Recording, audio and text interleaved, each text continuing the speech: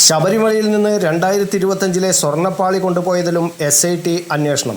മുൻ Devaswom board president PS പ്രശാന്തിനെ പ്രത്യേക അന്വേഷണ സംഘം ഇന്നലെ വീണ്ടും ചോദ്യം ചെയ്തു. ദേവസ്വം ബോർഡ് അംഗമായിരുന്ന അജികുമാറിനെയും ചോദ്യം ചെയ്തു. ഹൈക്കോടതി അനുമതിയില്ലാതെയായിരുന്നു പാളികൾ പോറ്റിക്ക് നൽകിയതെന്ന് SIT കണ്ടെത്തിയിരുന്നു. എന്നാൽ ഇത് വിവാദമായതോടെ PS പ്രശാന്ത് ഹൈക്കോടതിയിൽ മാപ്പ് പറഞ്ഞിരുന്നു. ഇത് മൂന്നാം തവണയാണ് ശബരിമല സ്വർണ്ണക്കൊള്ള കേസുമായി ബന്ധപ്പെട്ട് PS പ്രശാന്തിനെ ചോദ്യം ചെയ്യുന്നത്. അജികുമാറും പോറ്റിയുമായി സൗഹൃദമുണ്ടെന്നും SIT പറയുന്നു.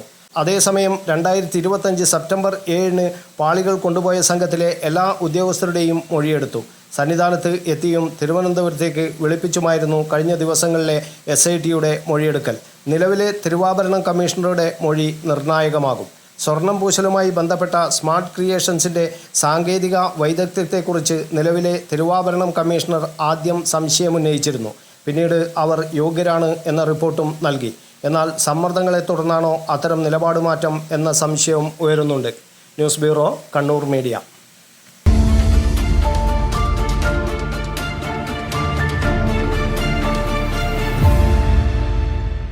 ശരി, പറയും എന്താ ഇങ്ങനെ പ്ലാൻ? കിച്ചൺ വർക്സും ഇന്റീരിയർ വർക്സും നമുക്ക് നല്ലൊരു ടീമിനെ ഏൽപ്പിക്കണം. പിന്നെ ഫർണിച്ചർ സുനിതയിൽ എടുക്കാം.